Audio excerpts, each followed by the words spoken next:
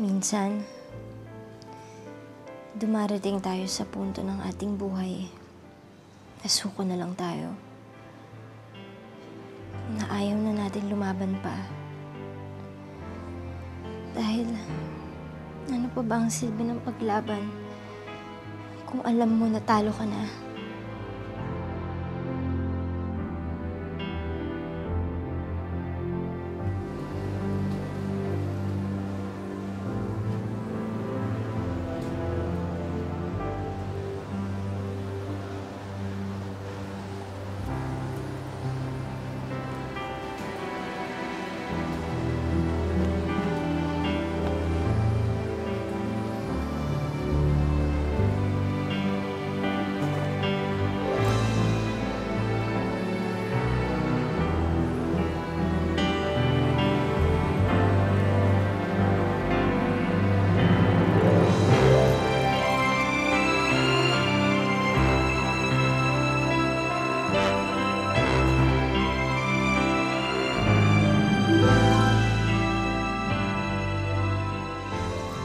Kaya pipikit ka na lang.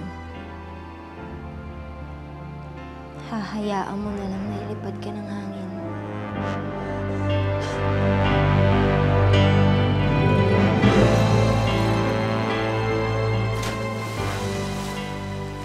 Sabi nila,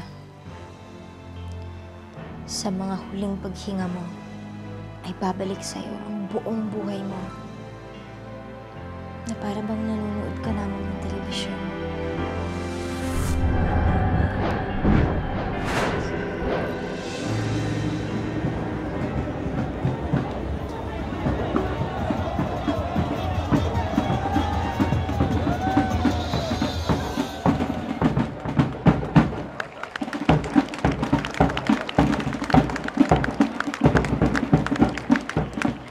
Maraming salamat sa mainit niyong pagbati sa amin. At sana po ay nagustuhan ninyo ang munting palabas na ihandog namin sa inyo. Pero bago ang lahat, nais kong ibigay ang entabladong ito sa aking anak, pagkat may mahalaga siyang sasabihin. Palakpakan natin, Konsehal Roberto Sebastian.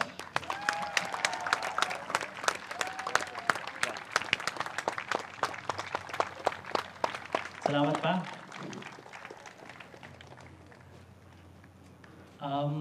If you would allow me, nais ko sanang magbigay ng maikling kwento para sa inyo. Alam ninyo, naging malungkot ako 3 taon nang nakakaraan. Yes, from a very depressed man, naging masaya ako sa bawat minuto ng bawat araw ng buhay ko. Dahil sa iyo.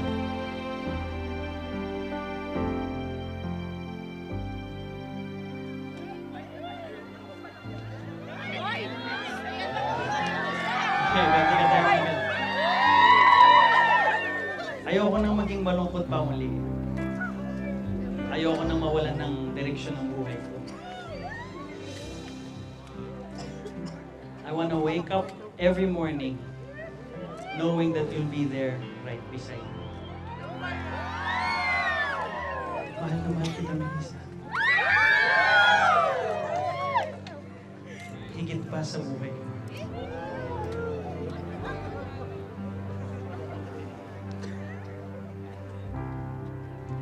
Ay, nakakaloka yun!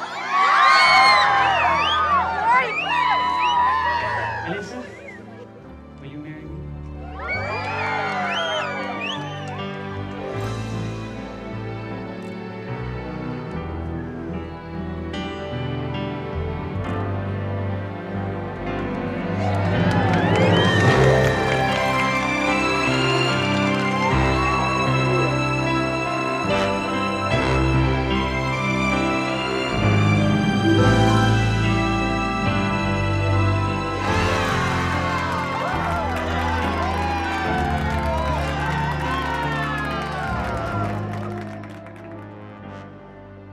Ikakasal ka na?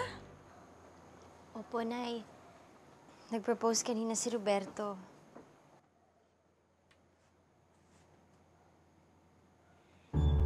What were you thinking? Bakit bigla ka nag-propose sa Melissa na yon? Ma, I love her.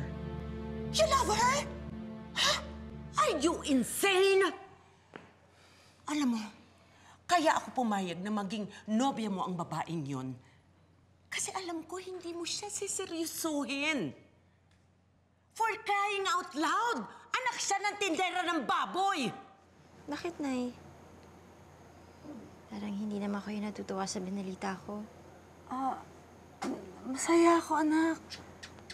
Masaya ako para sa'yo. Kaya lang natatakot ako. Pag kinasal ka na kay Roberto, syempre doon ka natitira. Ang yaman-yaman nila, anak, eh. Samantalang tayo, ikaw, mahirap lang. Ang layo-layo ng agwat ng buhay natin sa kanila. My son, you can do better than this! Ano ka ba?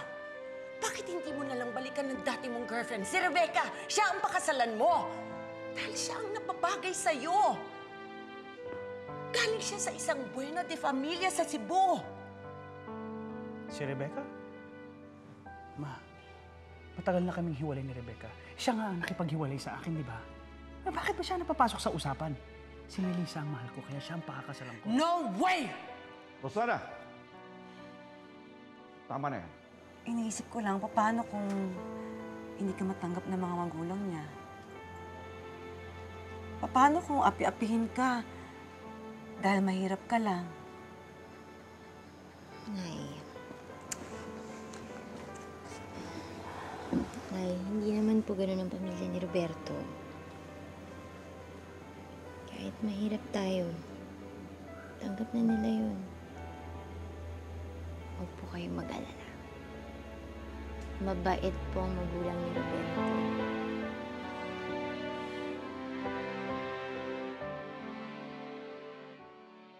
Lucio, you will not allow this.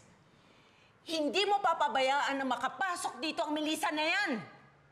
Malaki na ang anak mo. Kaya na niyang magdesisyon para sa sarili niya. Alam niya kung ano tama o mabuti para sa kanya. Kaya kung gusto niyo mapakasawa sa Melissa, let it be. Huwag mo nang tutulan pa.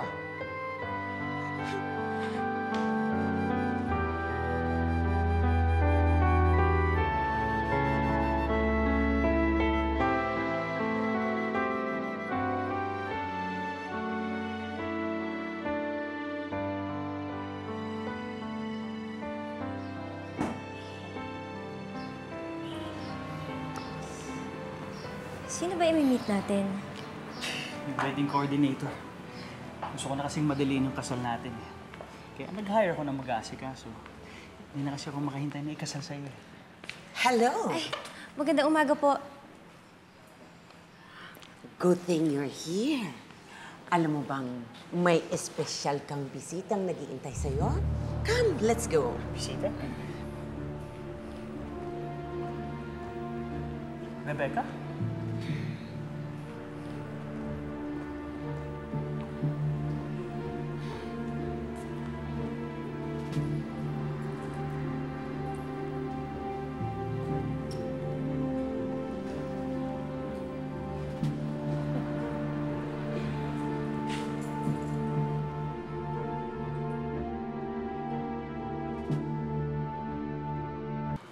What are you doing here?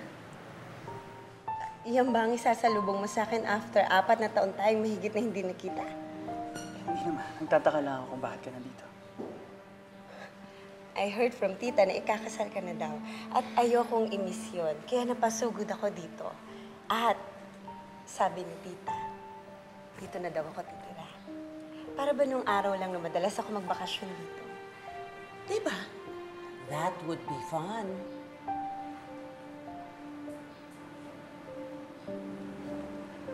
At ikaw si Melissa, right? Maganda ka. Simple. Pero maganda.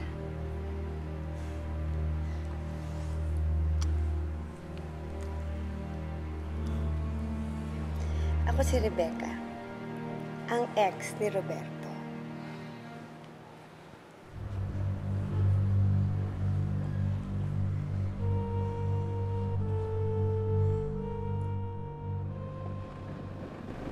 Ayos ka lang ba? Kanina ka ba tahimik? Sige ka. Baka mapaanis ang lawi mo. Ano gusto mo sabihin ko?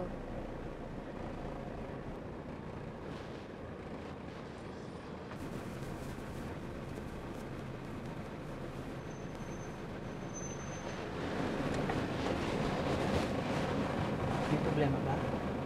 Wala. Wala. Halos umiiyak ka na eh. Dahil ba kay Rebecca?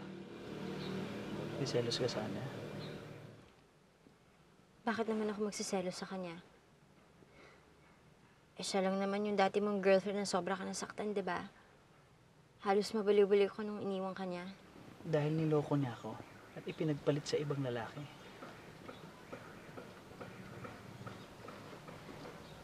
Pero nung dumating ka sa buhay ko, muli akong sumaya. Halika, may papakita ako sa'yo.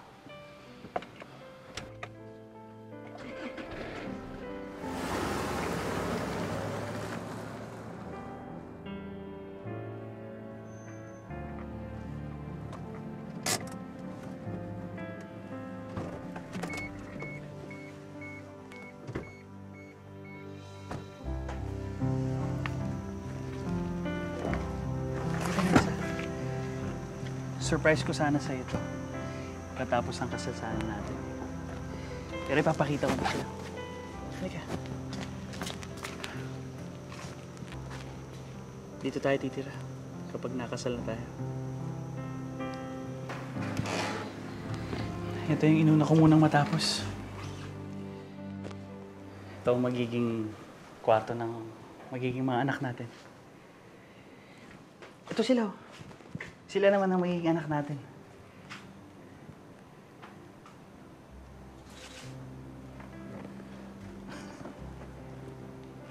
Paano nangyari yun? Isang software ang gumawa nito. Based ito sa picture mo tsaka sa pic ko. Parang ito yung magiging features ng magiging anak natin kapag 7 years old na sila. Ito, tinan mo. Gwapo, di ba? Kamukha ko lang. Lalo na yan. Maganda. Parang ikaw. Cute naman pala nila. Siyempre, mana sa'yo eh.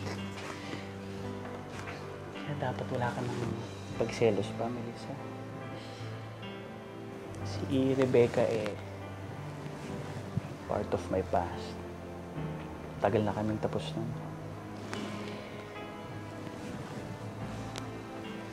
Ikaw ang mahal ko ngayon. At ikaw ang gusto kong makasama habang buhay. Ikaw at ang magiging mga anak natin. Kapag nabuo na ang pamilya natin, wala na akong hihilingin pa sa Diyos. Dahil yun lang ang pangarap ko, Melissa. Ang magkaroon ng pamilya kasama mo. Ako din, Roberto. Yan lang din ang pangarap ko.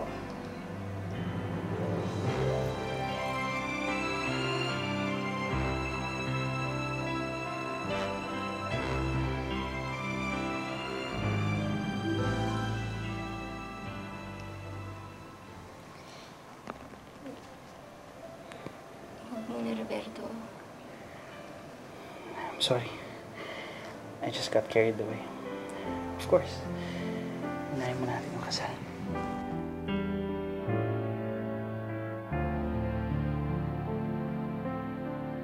Now na tayong dalawa na lang nandito, please, paki-explain nga sa beauty ko kung bakit bigla tayong napalipad from Cebu to Santa Elena para sa kasal ng ex mo. Dahil mahal ko pa rin si Roberto. What? Nagkamali ako nung iniwan ko siya dati at pinagpalit sa iba. Noon ko pa siya gustong balikan. Kaso alam ko may nobya si Roberto, kaya inintay ko na lang na magkahiwalay sila. Eh, hindi naman sila naghiwalay ah. At ngayon, ikakasal na ang dalawa. Sa ngayon. Pero pwede pa namang hindi matuloy ang kasal, di ba? Kilala mo ko, Sheila. Nakukuha ko lahat ng gusto ko. At gusto kong magkabalikan kami ni Roberto. Kaya gagawin ko ang lahat. Para ako ang pakasalan niya at hindi yung cheap na babaeng yan.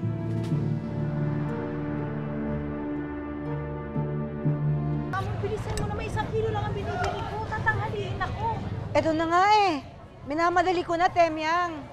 Ibig mong sabihin, sa 3 taon nyo ni Roberto, hindi pa kayo nag-aano? Baka marinig ka ni nanay. Eto, adobo cut na nga eh. Ano naman kung marinig nga? Dapat nga proud ka eh. Alam mo, sa panahon ngayon, ikaw na lang kilala kong virgin bride. Kakaloka. Nay! Nay! Oh! Joke. Wala po. Ano? Di ka pala nakaskor kay Melissa. Ako ba, hindi kasi ganun klaseng babae si Melissa. Naniniwala siya na kasal muna bago yun. At payag ka. Siyempre, ginagalang ko lang naman ang gusto niya. So, teka lang pare.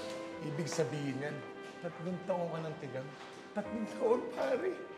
Loko ka. Ito lang pare ah. Bilang best friend mo at yung best man, akong bahala sa'yo pare. Paghahanda kita ng bachelor party na hindi mo makakalimutan pare. Siguraduhin Ako mo lang bahala malinis, sa'yo. ah. Siguraduhin mo lang Ako malinis. bahala sa'yo pare. Tandaan mo yan. Ako, kailangan ayusin mo 3 taon yun pare. Ako bahala sa'yo. Magandang gabi ho. Ay, magandang gabi naman. Melissa Santiago. Ako nga ho. Ako po si Ana Reyes mula sa Sweetheart Magazine. Pwede ko po ba kayong ma-interview tungkol po sa nalalapit niyong kasal ni Konsehal Sebastian? Oo naman. Nagkakilala kami dun sa university kung saan ako nag-aaral dati. Scholar ako noon. Sophomore ako, tapos graduating naman si Roberto. At nagtatrabaho ako dun sa kantin kung saan siya lagi kumakain. Naalala ko nga, pag nakikita ko siya, palagi niya kasimangot. Dahil ba to dun sa dating girlfriend niya? Kasi nakapag-research na ako ng konti tungkol kay Roberto, kaya alam ko yung tungkol dun. Yun nga, nakikita ko siya palagi. Pero, di ko naman naisip na mapapansin niya ako. Parang, lagi siyang inis, palaaway. Parang galit sa mundo. Hanggang isang araw. Sir, huwag na kayo magmaneho, sir. Nakainom kayo. Sir,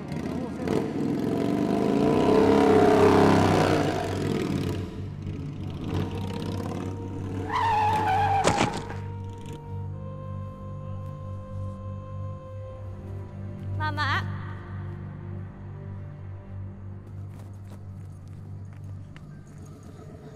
Okay lang ba kayo? Mama?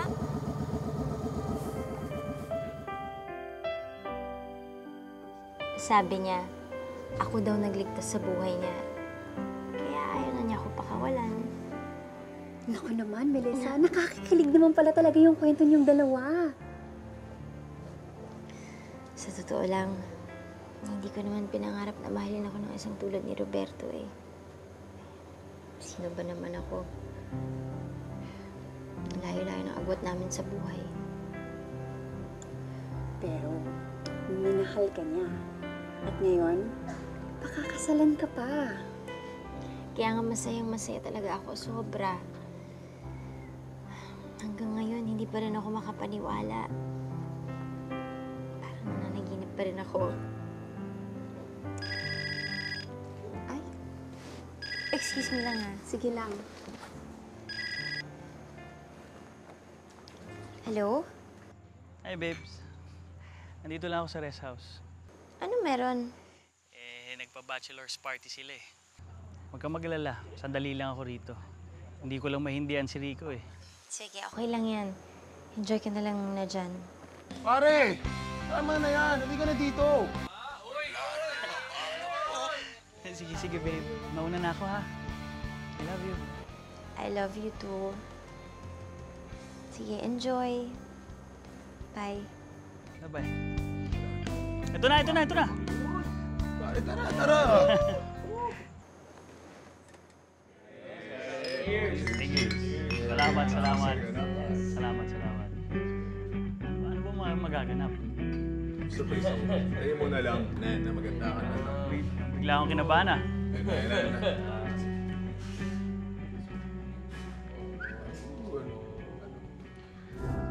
Okay ka lang? Ewan ko sa'yo.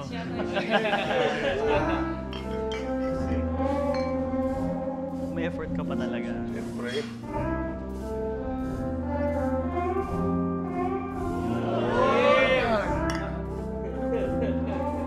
Para sa'yo talaga ito, pare. Parang sa'yo eh. Parang sa'yo eh. Pare, ano ba yan? Nakikita nyo. Tara na, tara na. Teka lang. Let's go! Sige yan. Hindi naman ako iiwan dito. Tara na, tara na. Naiiwan mo ako ah. Sige, sige.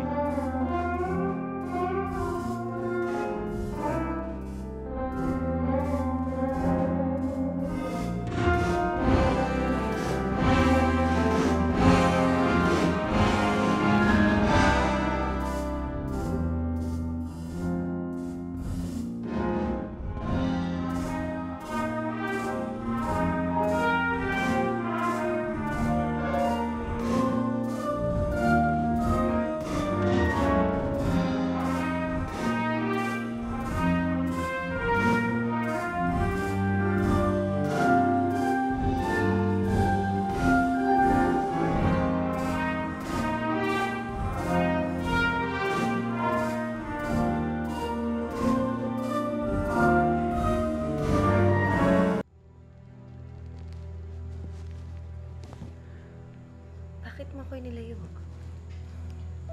Rebecca, mali ito. Paanong mali? Dati naman natin ang ginagawa ito. Hindi mo naman iniisip na mali ito dati, di ba? Rebecca, ikakasal na ako. Hindi naman niya kailangan malaman. Isisikreto natin kay Melissa.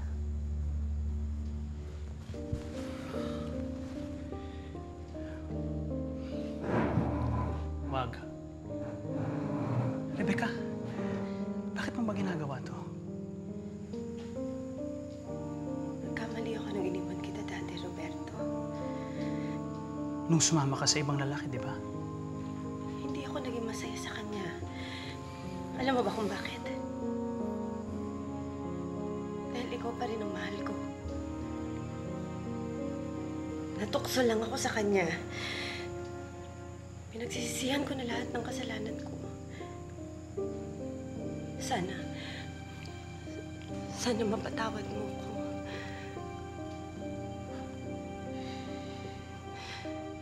Rebecca, believe it or not, matagal na kitang pinatawad. Balik ka na tayo. Ibalik natin yung oras natin yung araw. Nung mahal na mahal mo pa ako. Nung hindi mo kayang mabuhay nung wala ako.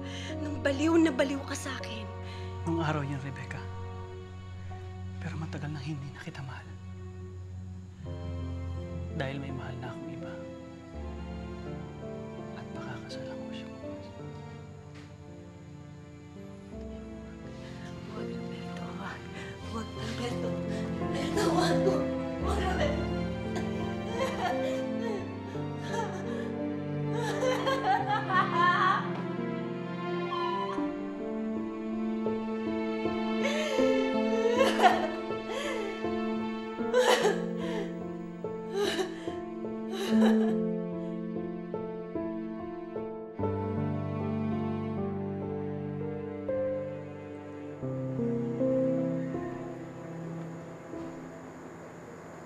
Wala mo ko sino.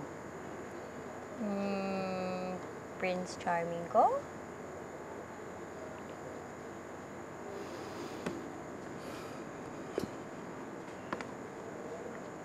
O teka, bakit ka nandito?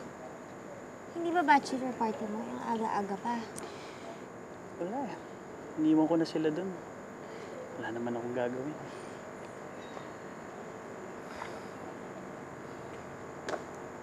Halika.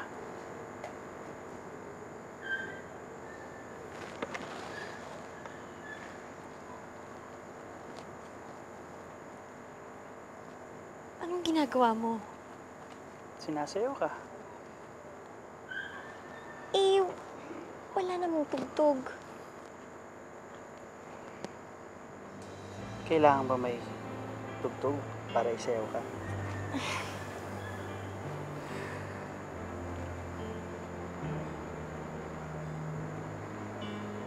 Ano mo ba? Mahal na mahal na mahal kita. Alam mo ba, mas mahal na mahal kita. Alam mo ba? Ako na ang pinakamaligayang lalaki sa buong mundo. Dahil nasa tabi kita. At alam ko mahal mo ako. At pinapangako ko sa iyo na walang makakasira ng pagmamahalan natin. Kahit sino, kahit ano.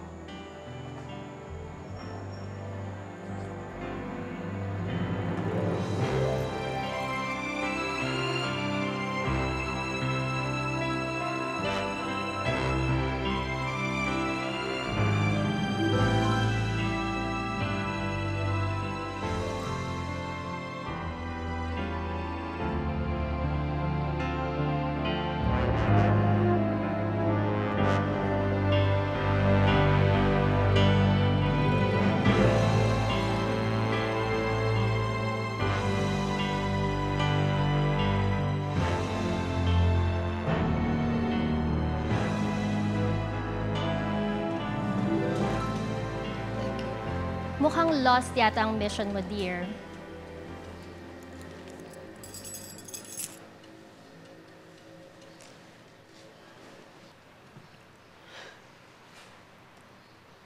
Hindi pa ako tapos. Hindi ako titigil hanggat hindi ko sila napaghihiwalay. Dahil akin lang si Roberto.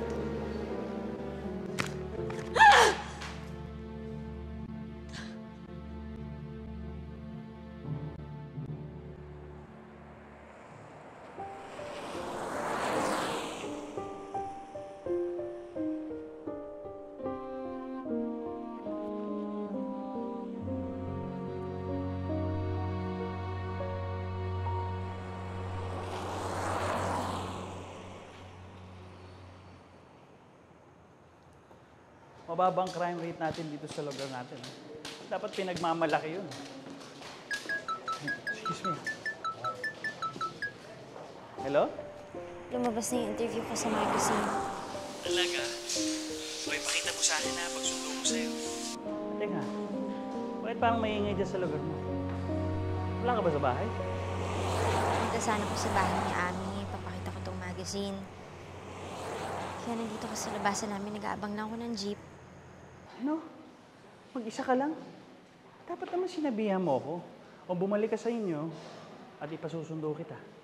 Ano ka ba? Wag na. Nandito nga lang ako sa labasan namin. Safe naman dito.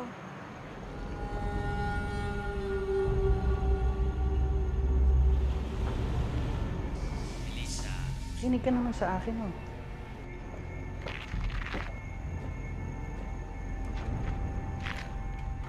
Roberto! Roberto, may dumudukot sa akin! Melissa! Ano ba? Bitawan mo ako! Roberto, tulungan mo ako! Melissa! Roberto, tulungan mo ako! Melissa!